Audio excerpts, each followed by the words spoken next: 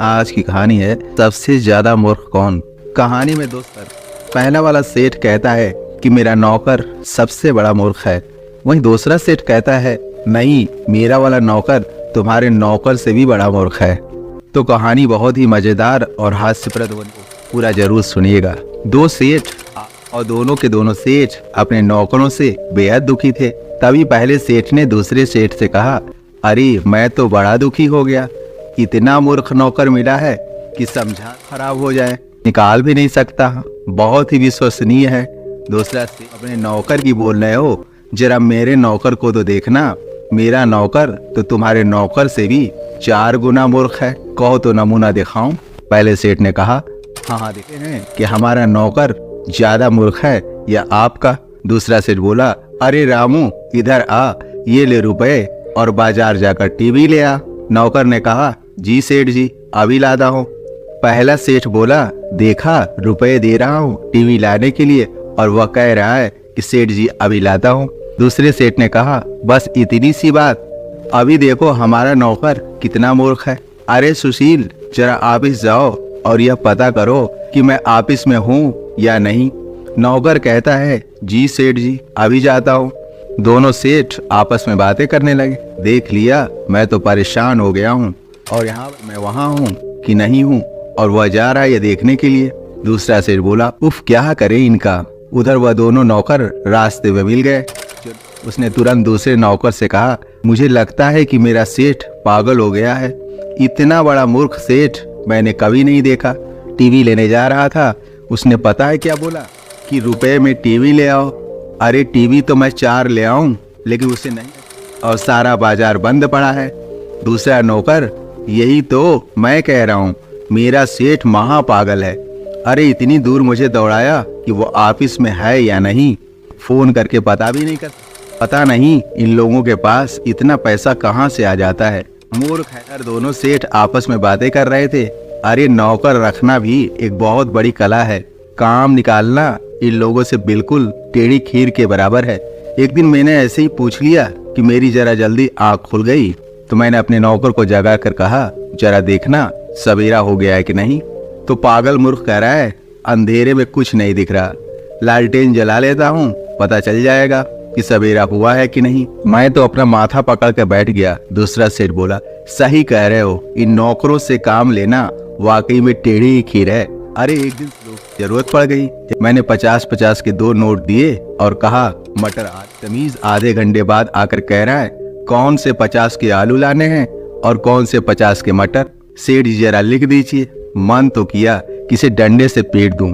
एक दिन तो हद ही हो गई, मैंने कहा चिट्ठी डाकखाने में डाला, तो बोलने लगा डाकखाना कैसा होता है। तो मैंने कहा लाल रंग का होता है, लाल रंग की टोपी होती है, मुंह खुला होता है और चिट्ठी उसके अंदर डाल आना। अरे पता नहीं किसी ने लाल रंग के कपड़े पहने थे और लाल रंग की टोपी पहनी थी। मूर्ख उसका मुंह खुलवा कर पूरी में डाल आया। वह तो भैया लड़ने आ गया, यह क्या किया, देखिए मेरे मुख में इतनी चिट्ठी डाल दी। सर आप ही ने तो कहा था कि लाल रंग का होगा, ऊपर लाल रंग की टोपी होगी, मुंह खुला होगा।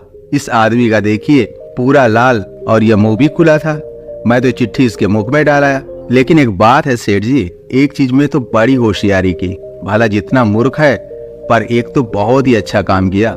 एक दिन हमारे घर मेरी सेठानी कहने लगी कि शाम का खाना नहीं खिलाएंगे, दोपहर में इसको टरका दो। लेकिन वह मेहमान इतना बेशर्म था कि शाम तक भी रुकना चाह रहा था और कह रहा था कि खाना खाकर ही जाएगा। ऐसा मुझे लगा कि जाना होता तो दोपहर में ही चला गया होता। इसी मूर्ख नौकर ने मुझे ऑफिस आकर तरकीब बताई, सेठ जी आप चिंता न करना, शाम का खाना वो बिना खाए जाएगा। अपने मुख से मैं कह नहीं सकता, भैया अपने घर जा। लेकिन इसने बड़े कमाल कर दिए, मुझे कान में कुछ कहा और मैं भी सुनकर गदगद हो गया। कहने लगा, मैं शाम को और आप मुझे यह जवाब देना। दूसरा सेठ बोला, आखिर ऐसा क्या बताया तुम्हारे नौकर ने, जरा हमको भी तो बताओ। पहला सेठ कहने लगा, अरे वही तो बता रहा हूँ, थोड़ा धैर्य रखकर सुनो। या फिर नौकर शाम को मेरे पास आया और मुझसे कहने लगा, सेठ जी खाने में क्या बनेगा, हलवा बनाऊं या लौकी के कोफ्ते। इस मूर्ख ने मुझे जो बोलने बोला था मैंने तुरंत बोल दिया, अरे तूने हमें राक्षस समझा है क्या, दोपहर में जो खाना खाया है मेहमान से कि क्या खाना है। बेचारा मेहमान तो चुप होकर बैठ गया। और बोला नहीं नहीं, मुझे नहीं खाना, मेरा पेट पहले से ही भरा है। और वो अपना झोला उठाकर चला गया। नौकर को बड़ी शाबाशी दी।